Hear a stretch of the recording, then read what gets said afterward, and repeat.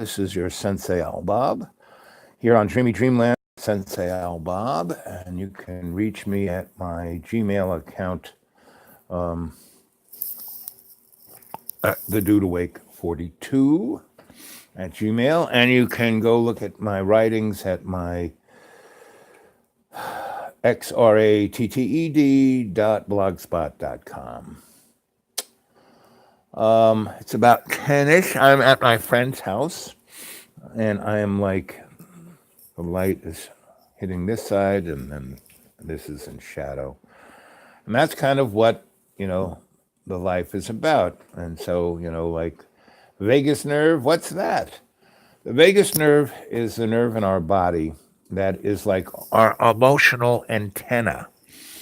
Back in the day when I was a shamanic healer, I still am, but that was like one of my main gigs when I was working out of Fort Hamilton in Brooklyn.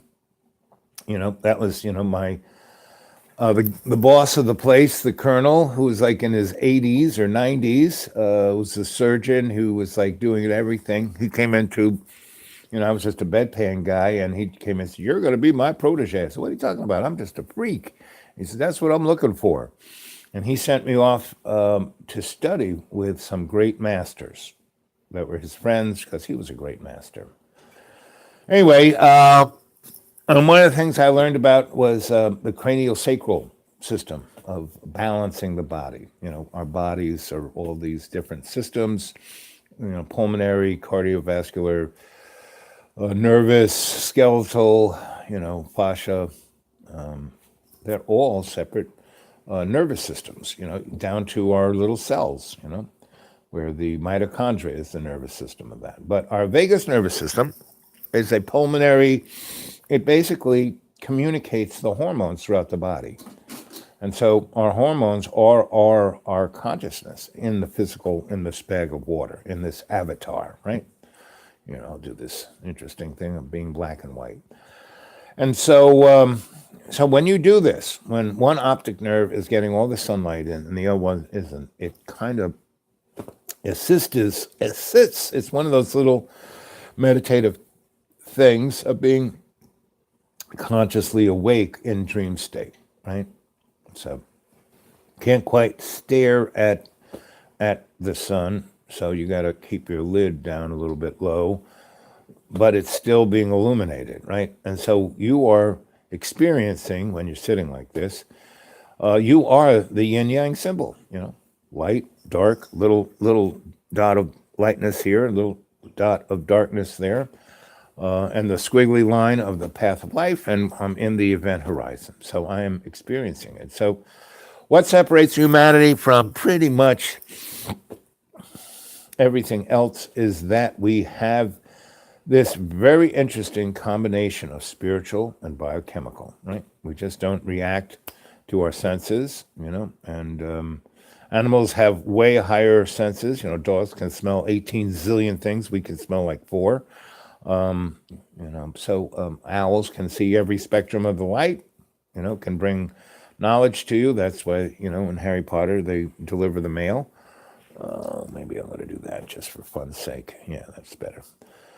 Because, by me doing that was putting me into a psychic state, what made it difficult to put coherent words together. Again, practice your meditation. Right? So, I'm making, disclaimers here because not too many people have joined the chat yet. One of them is this is not I'm obviously being observed at a very close range because I do anything outside. Like I got a YouTube taken down the other day because I was in a restaurant that was playing Christmas music, and that was a patent infringement. Really? I mean, I couldn't even hear the Christmas music. But the AI sure could. So, of course, and a friend of mine who knows more about this stuff than I said, well, they should have just, for that one, stop you from monetizing that. I'm not getting nothing except the thing I get from this is the energy from my adepts, the love, and I can feel every one of you. You know, every one of the 17,000 people who have viewed this, I feel them all. I'm like, Professor Xavier, when he goes into the big ball, the golf thing. Yeah, baby. And that's why I do it. Much love, That's why I do it. Thank you. Much love to you, too. Let's see. I'm not wearing 3 pairs of glasses, so it's all I can see is a J. So, J, much love to you. So, I am making a thing. A, this ain't for, monetization. B, this is not a class. I am not teaching. I'm not, right? This is a LARP. You know what a LARP is, right? It's like a game, right? So this is a LARP. And everything said here is within the construct and context of a game. So there's, these aren't the droids you're looking for. There's, everyone can, the AIs can, go have a cup of tea. It's all good, right? So this is just a LARP. So, and where did I pick that up from? I was watching, what's his name, on the Leak Project, and that guy really does, he does sell flashlights, tin hats, coffee cups. And, maybe I'll have to do that one day too. But right now, the universe is, here. I'm in a very beautiful little cabin out in the middle of nowhere, and it's got great Wi-Fi, right? And my friend trusts me to leave me here alone all the time. I take care of her animals, so she's happy with that. But anyway, so this is a LARP, right? And if you go to my stream, you guys are constantly putting things in my inbox, which I then go look at. You constantly give me links at my Gmail, which I go look at. And I want to thank you first and foremost. Thank you for all that stuff you do, because you're doing research for me that I'd have to be,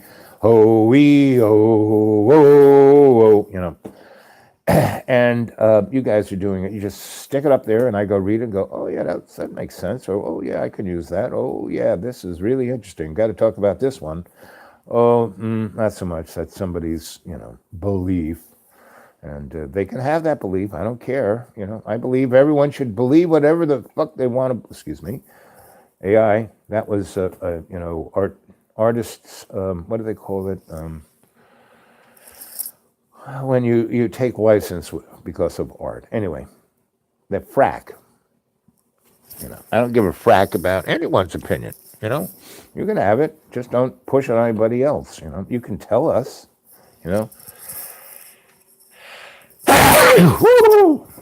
because then our vagus nervous system can be that little antenna that goes, right? And that's what it's there for. So I'm sure you've met loads of emotional folks who, their vagus little nervous system is working overtime, And then there are people who seem to have no emotions. What the frack,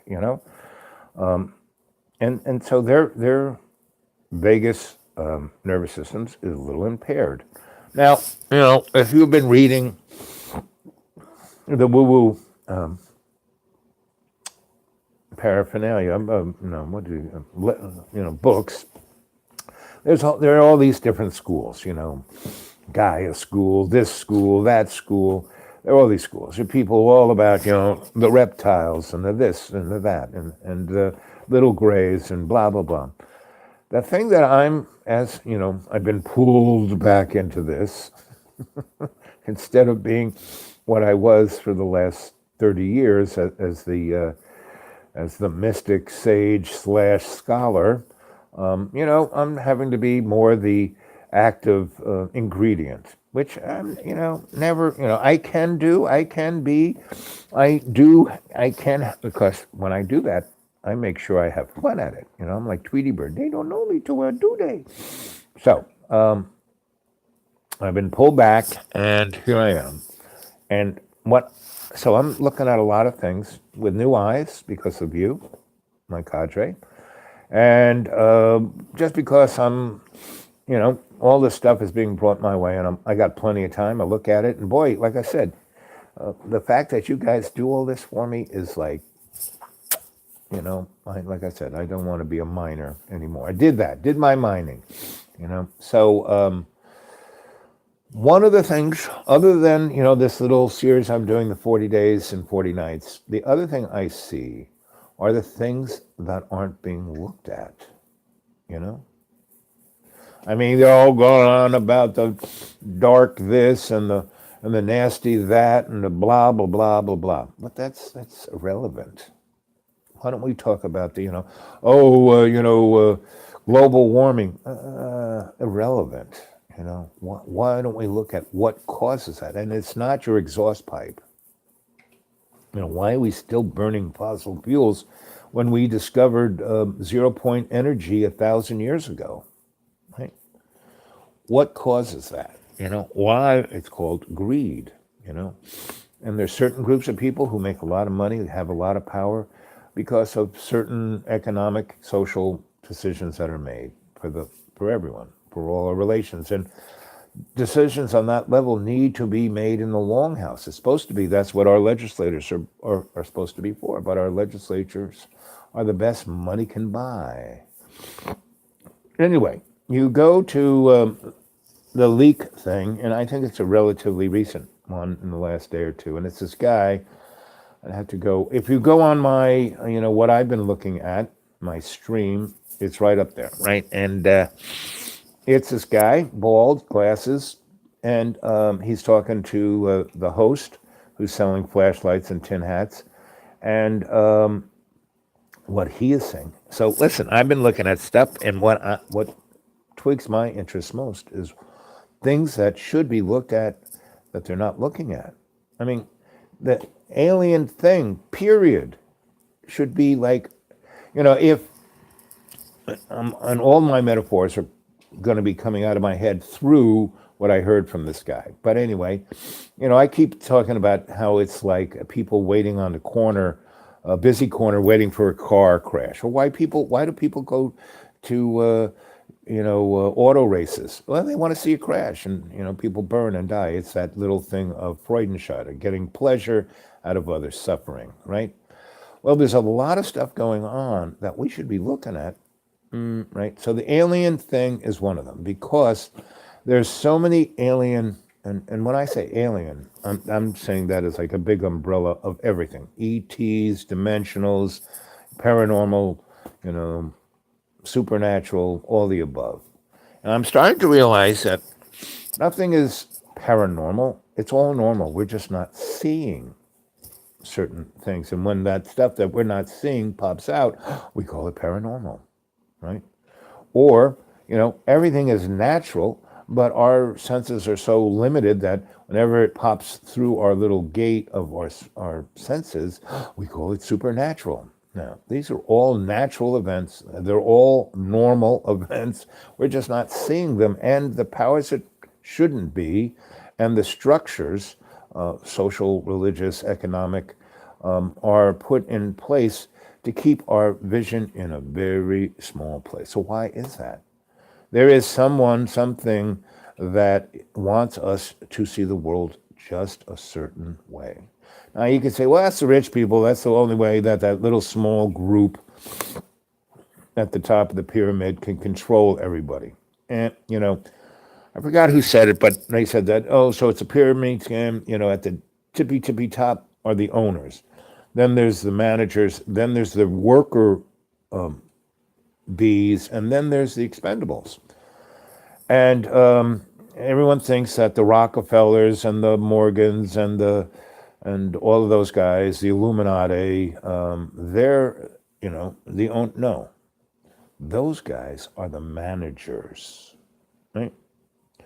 Now, the managers are the people like the guys and gals who are doctors and dentists and university chairs and presidents, people of that nature, legislators, judges and priests. Those guys are the managers. The worker bees that you would think those guys were, no. Those guys are, not the worker bees. The worker bees are the folk who, make it all work.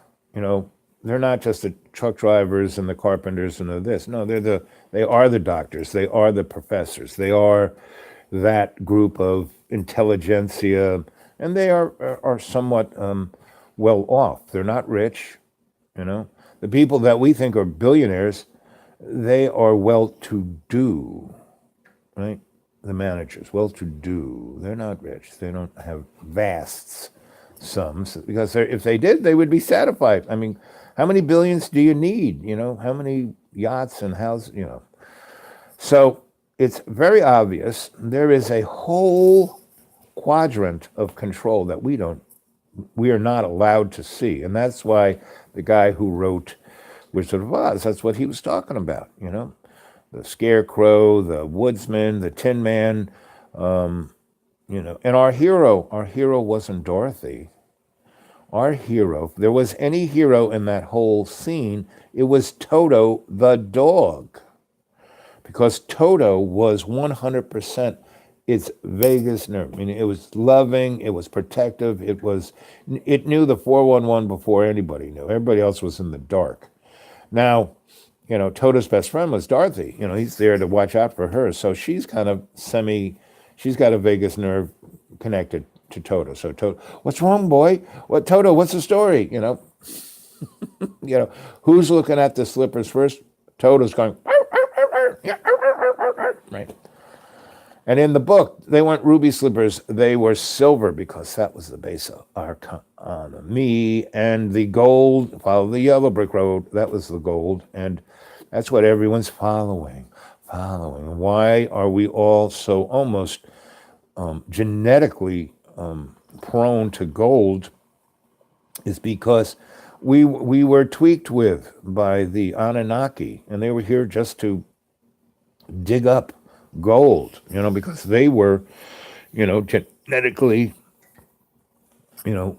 connected to the gold thing. Gold, what is gold? It's just another element. It's like dirt, a little rarer than dirt, but, it's no big deal, There are other metals that are better conductors, or other, So if you start parsing away all of this stuff, spiritually, historically, you start to see a big pattern of things missing, and like they've been taken out of our head. We've seen them, we've experienced them, taken out.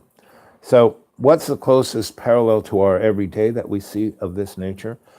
It is the experience of the abduction, the alien abduction. When I say alien, again, I'm not talking about any little... Alien is the thing that you don't know. It's alien. And it's kept, the other thing about alien, it's kept away from you. This is happening so frigging much that this is what we should be talking about, 1 out of 3 people, every night they go to sleep, is taken somewhere, and played with, and then brought back. Because if they weren't brought back, if they, Corey Good says, oh, millions of people are just taken away and used for body parts and slaves and all the above. Well, that's true, but that number isn't the totality of the event. That's only about 5% of the event.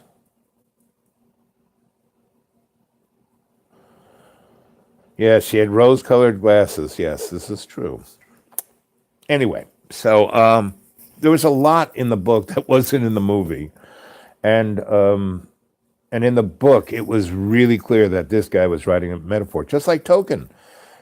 All his books of The Hobbit were basically a metaphor for 19th and 20th century social, economic, specifically military history, which is very interesting. We're made to remember dates, but we're never given the information of why this happened, World War I. So some Duke got blown up in Sarajevo. That should have started a war? Don't know about that. It was very interesting.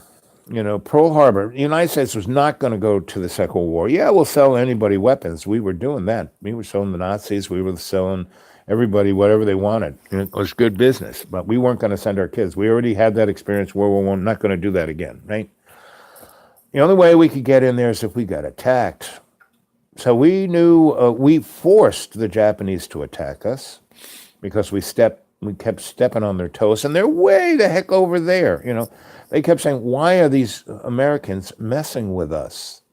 They're 11,000. No, this ain't their sphere of influence. We don't go to South America and screw with them. No, you know. So they're all about you know ceremony. So attacking Hawaii was ceremonial.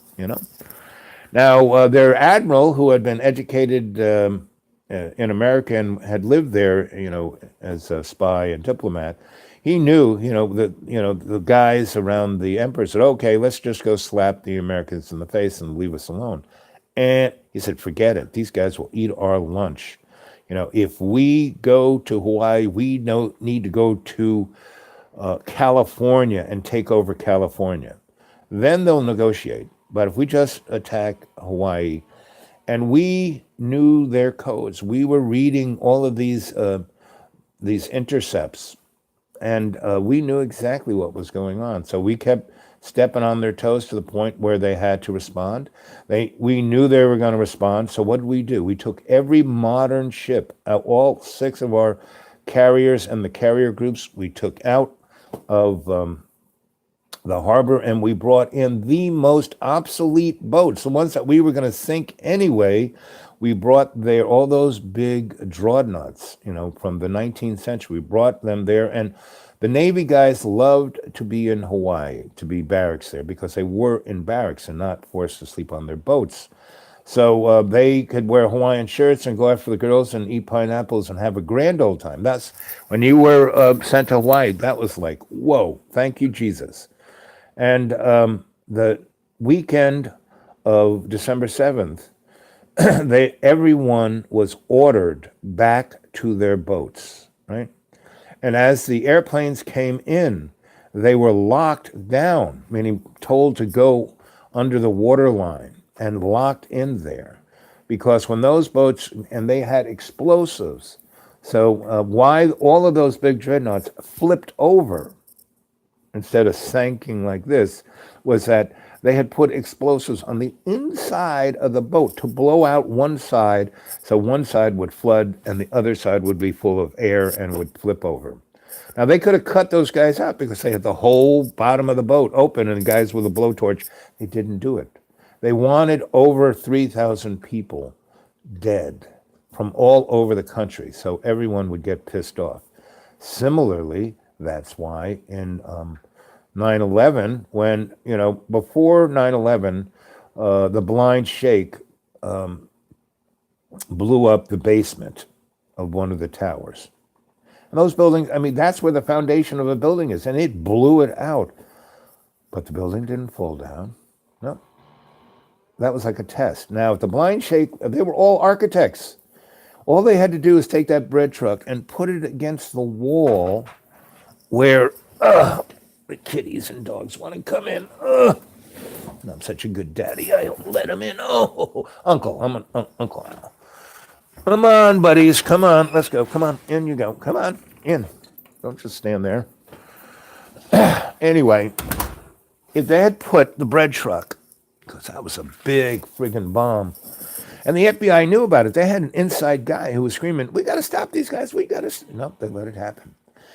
But if they had put the bread truck against the wall, that was where the Hudson River was, the whole Hudson River would have come in the basement of the World Trade Center. All of the subways, the PATH trains, all of the subways of New York City and Penn Central go through, that building. It would have flooded every subway line, every train line in Manhattan. You want to talk about economic disruption, man. If those, Muslims really wanted to strike a blow against the, machine, that would have done it. But they didn't. They put it right in the middle where it really had no effect except destroy what was in the three basements there.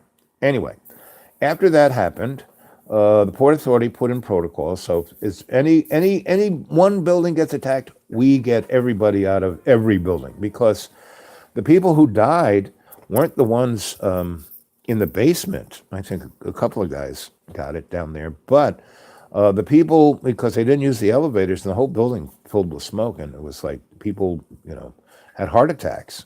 So bottom line was to get one building gets attacked, all of them get evacuated immediately, as quickly, and not, there was a certain period of time that even if the place was on fire, you could still get the people out in the elevators if they were working. Anyway, so all of the buildings after the North Tower got hit were evacuated, and they were, right? And the South Tower and the, Building 7, they were told to shelter in place. And the ones who were leaving, they had guards saying, no, no, no, go back in. And they couldn't shoot them. So a lot of the people in the South Tower said, screw that. The protocol says to go home. I'm going home, right? So, a good, 400 to 1,000 people got saved because they followed the protocol. But the other people were sheeple. They went back up and were, sacrificed to Ares, the god of war. And this happens time and time and time again. It's right there in the history books. It's not the dates, it's the actions.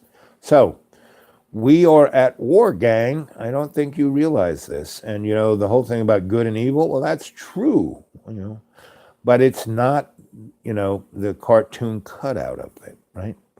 It's not the white hats and the black hats, right? It's a lot more deeper than that. Because if you go to the LEAP project and see this chat or discussion, it's this guy, he is solid. Meaning, I'm just giving you the thumbnail of what he said. This guy spent his, good portion of his life studying every aspect and he's a scholar. He's a scientist. He has truly been looking at this, in every dimension. And I suggest you go see it. Again, you can go up on my my stream, of the things I've been looking at, and I just finished looking at it. So, and again, it goes back to that Whitley Strieber book, The Key, that I'm reading. And it was given to me as a Christmas present by one of you adepts, and I thank you for all the nice little things you've been sending me. And anybody who wants to send me, again, remember, it's P.O. Box 1165, Benton, Virginia, 24179. And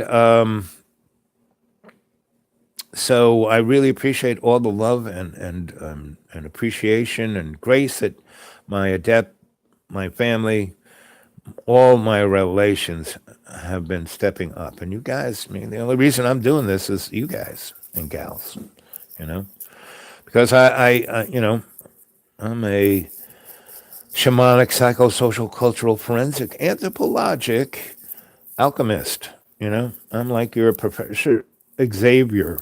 I sense all of you. I see all of you. Right?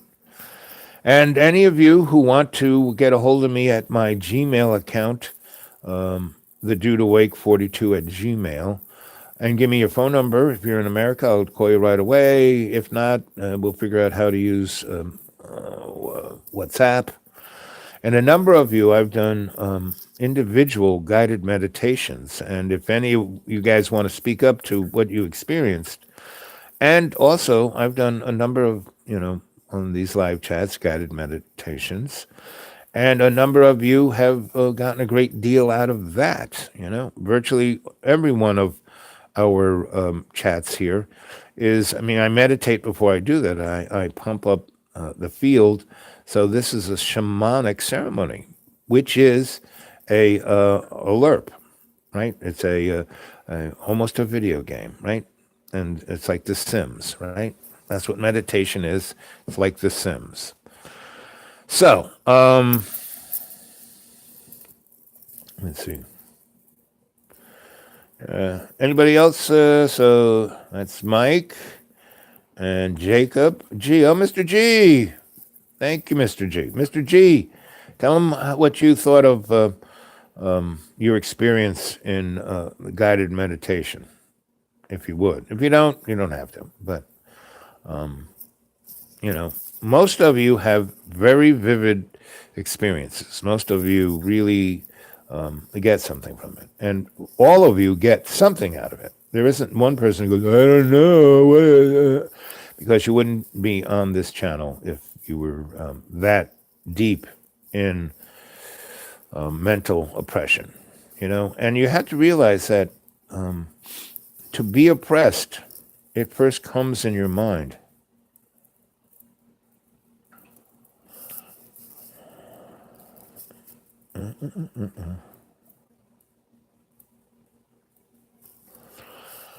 We are only oppressed when we let ourselves, all these videos of the policemen, now there's just straight up incompetence. That's when the policeman shows up and starts shooting. That's incompetence. Bad training, that guy should have never even gotten into the police force. They have these little, I used to work for municipalities where I would say, well, this guy shouldn't have that job, that's for sure. But the powers that shouldn't be like a certain number of that, And now you have to also remember that the powers that shouldn't be, they themselves are oppressed. Who would want that job? I've been offered a number of times to be a worker drone. Never did that, right? Well, I was in the amorphous. I've always been in the amorphous field, meaning I've had managerial positions, but everyone knew I wasn't going to be there very long. I was just there to do that job that no one else could do for that moment, and I was going to get paid really good, really well. I would be affluent for a moment or two, right? But I wasn't going to be addicted to it because I was on to the next thing, what interests me, right? So I fit into another category, not yet described. But, your Sensei Al Bob, I guess that's good enough a category for me. But the bottom line is the guy who's the policeman, the guy who's at the, Henry Kissinger, he's not leading too good a happy life, Mike Pence. Did you see that picture of him in that room? Just like, he didn't move. There's something going on there. So that's one of those things that we have to look at. The thing that's right in front of our face that doesn't really get, that thing with Mike Pence was so bizarre that, comics, because they're the guys who, realize things before the average dude or dudette. But, the news cycle is so quick, it's faster than a fruit fly's life, that it's already gone. But we have to start looking at things that are not looked at right in front of our face. If we just kind of opened our eyes, we'd see it. That movie that was, I always forget this director's name, who did 2001, who did Eyes Wide Shut, and he died doing it, so they just sliced it up like bologna, so it made no sense. Kubrick. And that's an interesting movie. Too bad we didn't see the movie that he wanted us to see. And I would say Eyes Wide Shut is a mix of Lolita, Past the Glory, Full Metal Jacket, and the hotel one with Jack Nicholson. Put all those movies together, you get Eyes Wide Shut. And what's that about? But hey, here's this average dude, Tommy Boy, and that's really why he's so popular. Is that he's smart enough not to get, plastic surgery to fix his nose and the this and the that. He's not really that good looking, but he's not. Oh my God, I can't look at that. And he realizes that he's the everyman. He's like Jimmy Stewart. Anyway, let's see.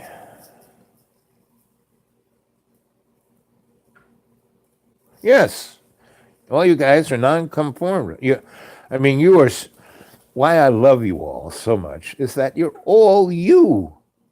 You know, you don't fit in any category like me. I don't fit in any category. The closest category you can find for me is Sensei Al Bob.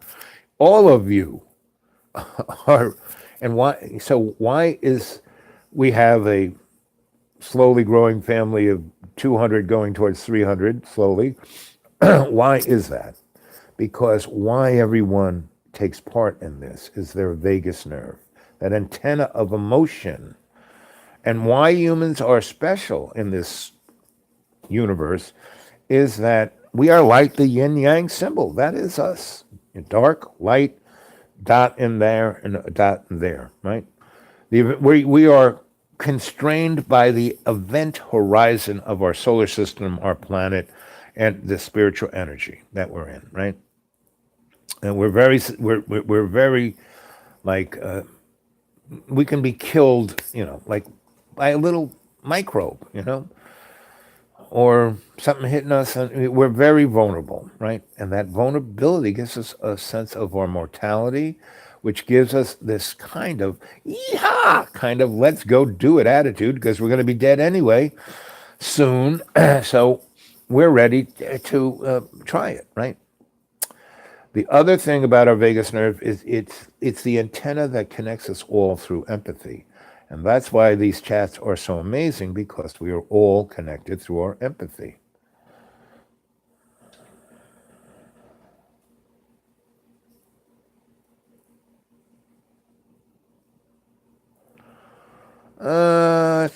Cuban.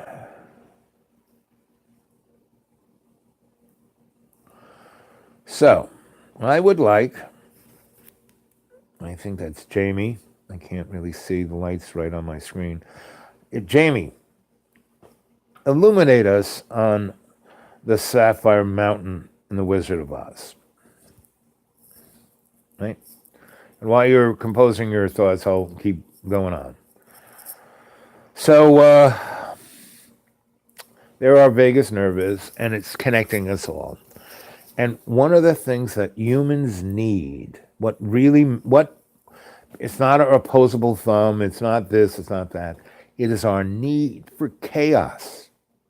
Because the universe, those laws of Newton, they're all talking about the universe wants this balancy thing to go on. And we're the only creature that, throws, everything's nice. I mean, virtually a lot of people have tried to make a utopian society. They never, I've lived on lots of communes that worked really good. The founding fathers put it together pretty good. Pretty much every empire works for about 100 years or so, or maybe 10 days. But, they don't make it because as the public grows, they get bored. They want chaos, right? And so the powers that shouldn't be keep trying to substitute that.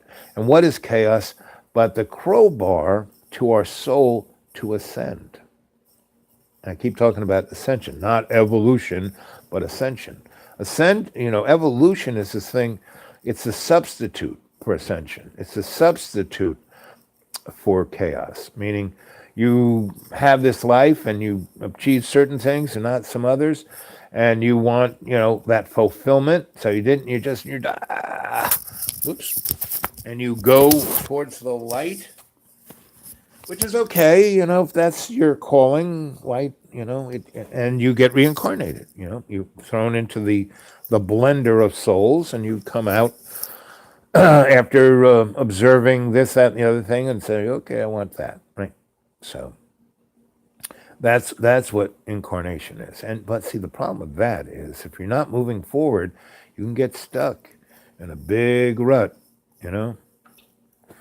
And and that's why humanity is so, I don't want to say addicted or stuck. No, that's why chaos is part of our DNA.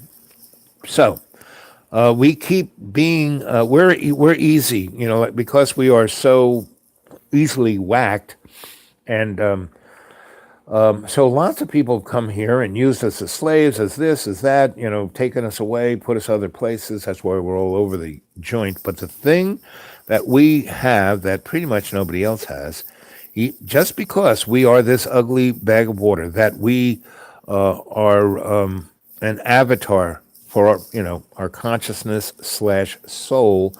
Our little avatar is basically a soul container, like a thermos, right? And so we have all of these interesting things that can't be messed with, no matter how much we can be killed or slaughtered or whatever. And why we have this predilection towards war is that it's, again, you look at the Greek gods and the Roman gods. Those are what's his name? They're the aliens who came down and messed with us to turn us into little puppets, right? So no matter how much we become little puppets, we still have this wackoness of Homo sapien sapien. So, I suspect you've been speaking to... Come on, Jamie, tell us about the Sapphire Mountain. Anyway, and that's what I kind of want you guys to speak more to, is you all have keys. I've been showing you those doors. I was going to open up another door today, maybe tonight. We'll have a little... So this is 41 minutes and 32 seconds. So I'll talk another few minutes about this. And so this is more a warming up to tonight's issue. So I'm bringing up all these little things, this little concept of the action game that this is, and that the AIs don't need to look at this. We aren't the droids you're looking for. This is just a LARP, I'm telling you, it's a LARP. Every word I say is just part of the game. It has nothing for you to, try to bother with, right? I'm not trying to teach anybody anything. This is all fun and games.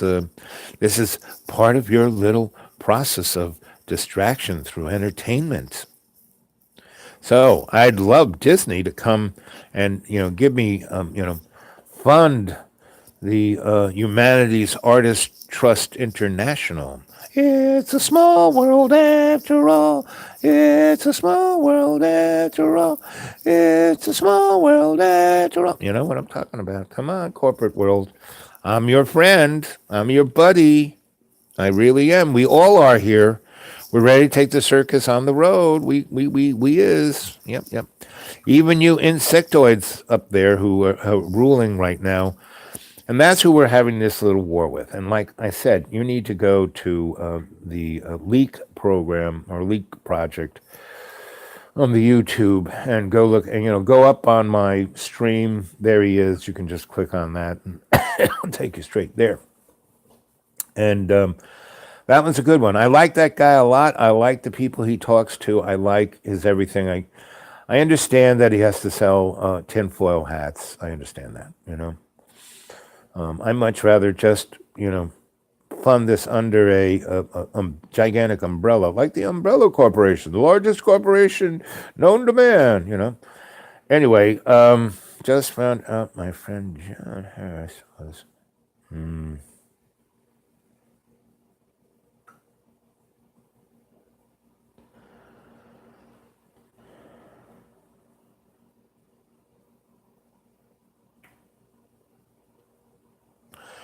Exactly.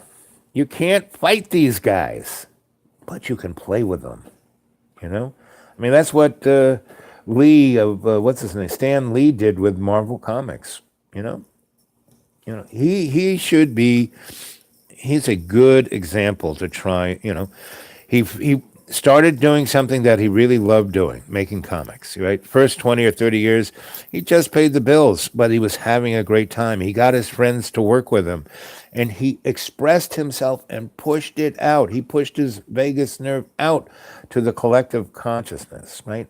To the point where they started making movies. Then he did really good in that last 30 years of his life. He was living the high life, and he was very good. He didn't do what I did. He didn't dive into the swimming pool of chocolate mousse. He had a nice life. He helped his friends. He expanded his game, his play, and he put into the collective consciousness a lot of things in a very whoa. Look at that! Like Hail Hydra, kids. That's the insect world we're talking. The red skull. Come on, these are all metaphors. Anyway, so it's 45 minutes and 24 seconds.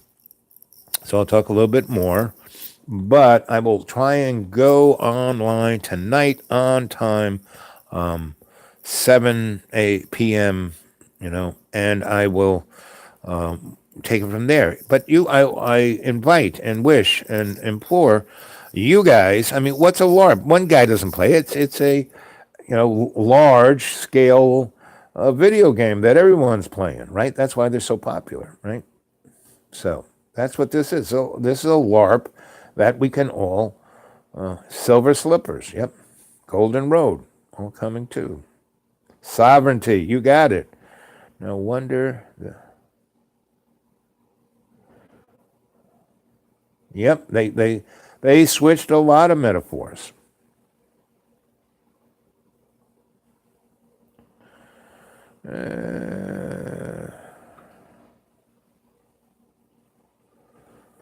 This is true. That's why we have to, I keep talking about this alternative aesthetic. The comic book worked great for the early part of the 20th century, right? It came out of the Zane Grey Wild West books of the 19th century, and they were so pushed by the hidden hand to bring forth the material world. That's why the comic books had its little niche. We, under the guise of everyone doesn't trust anybody. Who's the only person you can trust but the artist in the first person, right? Artist trust. So, and humanities, we are all our relations. We are all humanities, right? And that includes everything. The butterflies, the bees, we're all humanities. It's all our relations.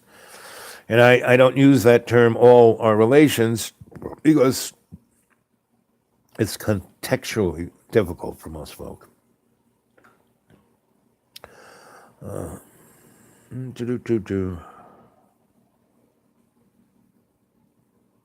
Yes, nonconformity is a badge of honor, but it's more a contextual tool. I mean, you can wear it as a badge of honor, but look at all those guys who fought in wars and have chests, like in Russia, right? Old guys in their crumply suits and they're wearing all their medals. It's a badge of honor.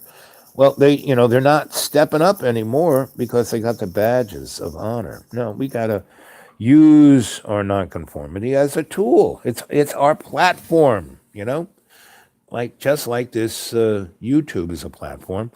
Our nonconformity is a platform. It's the platform of our vagus nerve of expression, right?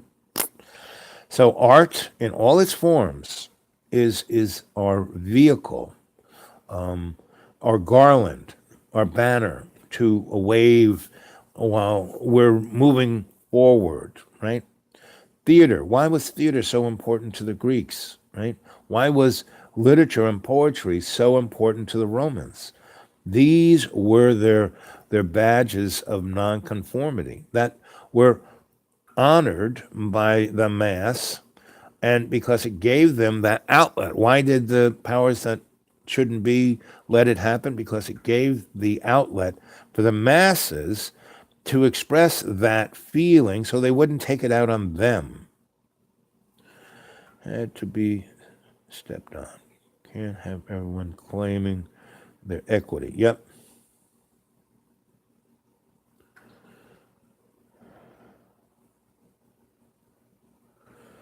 Yep.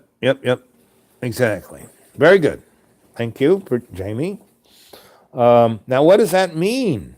Sapphire Mount had to be stepped on. Can't have everyone claiming their equity. Okay, that right there is the meaning. Can't have everyone claiming their equity. What is equity? So unions are supposed to represent equity. Like the theater union that I was part of, one of them anyway, was called Equity. And what was that? It was to say what the value was. I was just talking to a friend of mine, my friend who I'm staying at, right? She is a saint. She is a person who makes things happen without taking any credit for it whatsoever, because she was born into a class that she, had was given opportunity. Now, just being a human being, you have an opportunity. I mean, there's plenty of people who were born poor and handicapped and everything else, and yet they, succeeded amazingly. That's because they understood the equity, what they were valued at. Now, folks who get it, like I went to schools with the richest people on the planet, and those folks had no idea their equity. They were more oppressed. That's what I keep saying. They were more oppressed by their ungodly wealth than poor people were by their lack of it, right? Their lack of it gave them motivation to strive to move forward. Rich, not so much, right? That's why empires fall rather quickly, because they become couch potatoes, because there's no chaos in their life to mix it up, to make them want to be it. So, that mountain is the individual's sense of what they're worth. And when the artist understands what they're worth, what is the artist worth? The savior of the human race. So the powers that shouldn't be will realize this and say, this is the strongest thing. I mean, why do they go to the movie industry? Why do they go to the record industry? Why do they fund any of that? The ballet, all the above. It's because they understand the value of it, almost more than the artist. The artist has to do that stuff. No matter me as an artist, I go out and do it. Why do I do 2 of these things a day? I could just be a couch potato and eat potato chips. Because I have to. It's what I was put here to do. I understand my equity, right? My value. So that's Sapphire Mountain. Can't have everyone claiming, not only understanding, but claiming, meaning you put your flag down, I'm claiming that I'm going to do this,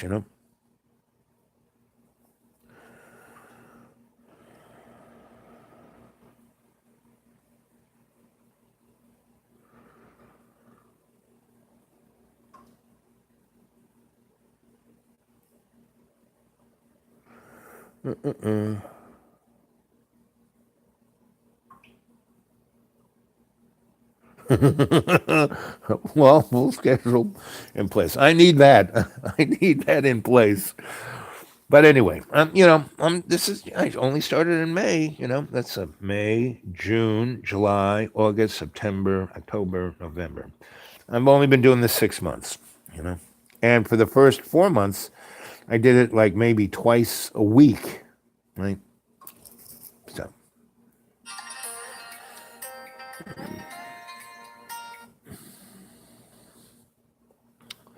Oh, well, interrupted again. Are we still on? Are we still there?